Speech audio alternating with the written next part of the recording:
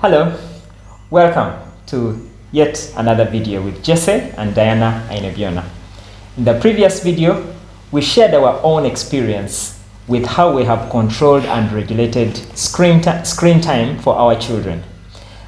There were quite a number of insightful conversations on how you have managed to regulate screen time with your own children, and I hope that is coming through for you in a very healthy way, because at the end of the day, these are very important matters.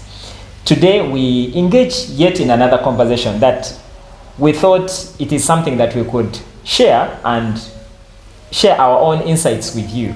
And this is the area of having conversations with children and also responding to their questions. Okay. Yeah. So, Diana, tell me, you recently had a conversation with Ruby, and so Ruby, our daughter, is now 5. And at that stage, they have all kinds of questions, all kinds, from almost about anything, you know. And this is a very interesting stage, because one thing that we have learned and that I have personally resolved is to pay attention when they ask questions, because their seemingly simple questions could carry very deep and profound truths. Yeah. Diana, share with us your own experience with certain conversations, certain questions that you've had with our children, and how that has helped to impart certain truths into their lives. Yeah. Okay, so first of all, I'm loving the kind of questions that I'm being asked now, because I can see she's putting a lot of thought into the kind of questions she's asking. So the other day we were driving and she had a book. So normally when we are driving, we will carry a book so that if we reach somewhere and you say you're bored, have the book. Yeah, so she was reading it in the car, and it was a story of David and Goliath. And so she asks me, why was the sword sharp? So I said, you know, if it wasn't sharp, then it would have no purpose. Yeah. It needed to be sharp to be able to do its work. Yeah. And so she asks me, so she pauses for like a minute, and then she says, what's my purpose? Wow. And I was like, what? Like, how did we move from a the sword to me? What is my purpose? If a sword has a purpose, then what's mine? Yeah. And I was like, wow. So I said, because she says she wants to be a pastor. So I said, your purpose is, when you grow up, you will be a pastor and you will tell people the truth about God's word, and they will learn. Then I said, your other purpose is to love God and to serve Him. Yeah. And then she says, okay. And so she keeps quiet for some time. Then we reach where we are going. And then she looks out the window and she points at someone and she says, Mommy, what's his purpose? I was like, oh my God. So then I tell her that, you know, everybody's purpose is to love God.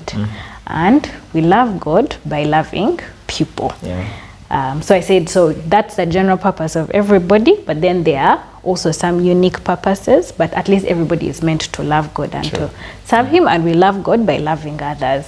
And that kind of satisfied her for some time. Yes. Yeah. So yeah, that was a good conversation. Yes. Then there was the other conversation about, I told her how someone had been attacked, and they were in hospital now. Yeah. And most of these conversations happen at lunchtime. Sorry that you miss them. But we have such conversations at laugh time. By the end of lunch, I am all laughter. Yeah. Because, okay, it's fun, but then it's just quite something. True. So I tell her about this person who had been attacked and they were now in hospital. Yeah. And so she asks me, of course, how were they attacked? And then I tell her that they were thieves who had attacked him. What did they want? I told her they wanted you know, whatever he had, maybe his money or whatever. So she says, what did she ask me? She says, but why do thieves do that? Something along those lines. Yeah. And then I told her that they don't want to work. So because they don't want to work, then they want to take what other people have worked for. And she says, okay. So then we leave and we go to the shop. And then she says, I've seen a thief. I've seen a thief entering that shop. And I said, how did you know that it's a thief? Yeah. She's like, I know. And I'm like, how? She's like, I know it's a thief. And so I ask her, I tell her, no, that's not a thief. That's just somebody who's going to buy something. Then she said, Mommy, why do thieves steal? I said, Ruby, I already told you why thieves steal. And she said, is it because they are lazy? And I was like, that's it. And I didn't say that they were lazy. Yes. I said they don't want to work. Yes. But you see how she interpreted it? Yeah, that if you don't want to work, then you must be lazy. Yeah, so for her to even connect it, I was like, this is a good lesson. And you know, we've been cooking a lot together, and lately they had kind of, you know, fallen out of it, not wanting to cook. And now I started telling them that the person who doesn't cook will not eat. Because there's a verse that says, he who doesn't work should not eat. So I said, if you don't cook, if you don't participate in the cooking, you don't expect to eat. So every time I'm cooking, they come and they're like, you know, especially Ruby, can I cook? Because a person who doesn't cook will not get to eat. So, you know, being able to connect things, putting two and two together. It's quite fascinating. Wow. Very interesting indeed. She once asked me a question that, so currently she is dropping, her teeth are falling out, like she's dropping her teeth. So she asked me, Daddy, why do children lose their teeth? So I told her, you know, milk teeth are designed for you. God made it in such a way that when you're still young, you eat certain foods, which milk teeth can help you to chew.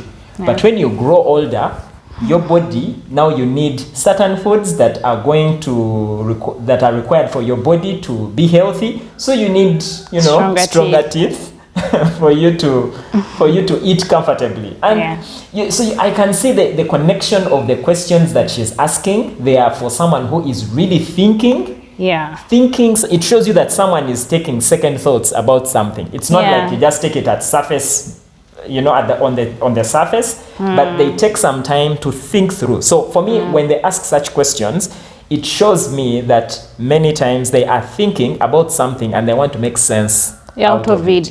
I mean, even just today at lunchtime when she asked how old someone was, and I told her the age of the person, and she said, she's old. And then she said, how come she doesn't have gray hair? And so I said, it's because she's dyeing it and she's making it black. And then she said, why is she doing that? I said, because she didn't want to be, she didn't want to look old. And so, but to be able to connect that, how come you're old and your hair hasn't grayed? Very true. Your hair should have grayed if you're that age. So, you know, you can see the level of thinking. And for me, the thing is, we've been having conversations since she was born. But it's now that I'm beginning to see that her brain has been developing and growing, and the level of questions for me is just very true. And I think the other thing about these questions is that they reveal their own, what's going on in their minds. You know, the questions that they ask literally tell you where they are in their own life, what they are thinking, what they are making sense of things. So that's why as a parent, we need to be, first of all, available for us to answer these questions, because sometimes they will come and find you, and for them they don't say, okay, so we are going to be meeting at 1:30 to ask questions. No.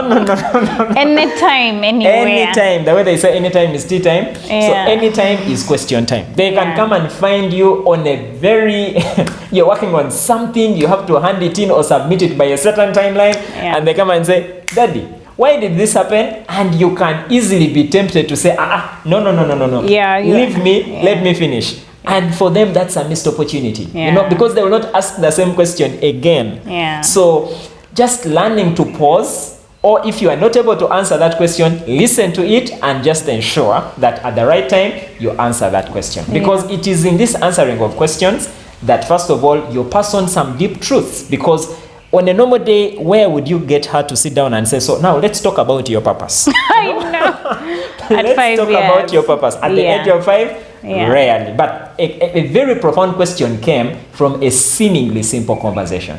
So the main thing why we thought we should have this discussion with you is, how are you responding to your child's questions? You know, are you making the time, or are you pushing them away because you want to have your time? Yeah, I mean, I think for me, even just the patience to take on those questions, because she will not ask you once, why, what happened? Tell me again what happened to the person. Why was he attacked? And I have to say that story like 10 times before we get to the next thing of thinking of, so why did this happen and what. Sure. Yeah, but to just be patient with their questions, because the brain, for me, I think the brain is developing as they are taking in this information, trying to connect the dots. The brain is developing. And so if we miss out on having those conversations, then we are denying them the chance for their brain to develop. And I think very true. You know, this is why, I mean, it pays off in adulthood that the level of thinking will be different when they're adults because of what has been happening as a child. Very true. Yeah. And also, I think for me also, like, we have serious conversations where I will tell them exactly what is happening. Like, you might think that, oh, a 5-year-old, maybe you shouldn't be telling them that someone was attacked by a thief, but it's what is happening. And I think for me, let me tell you what's happening. Interpret it the way you interpret it. If maybe fear comes, let's deal with the fear.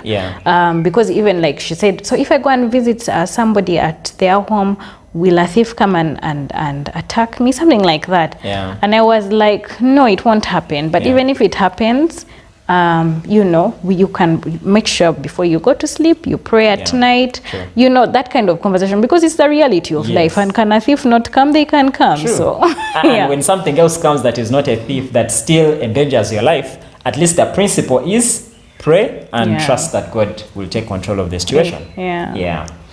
Great. So that has been the conversation today. I hope that encourages you to be present, to be available, and to be attentive when those children begin to ask. Sometimes they sound like they are nagging, but that is how their brains develop. They are just exercising their curiosity. So let us not shut them down. Let us be open. Let us be present. Let's be attentive, and let's be available to make sense of their questions and help them to understand what it is they are asking. Great. So thank you, Diana, and thank you for watching. Let me hear some of your comments. How are you dealing with some of these questions? What questions are they asking you, and what truth are you passing on to your children through the questions that they ask? Thank you, and see you in the next video.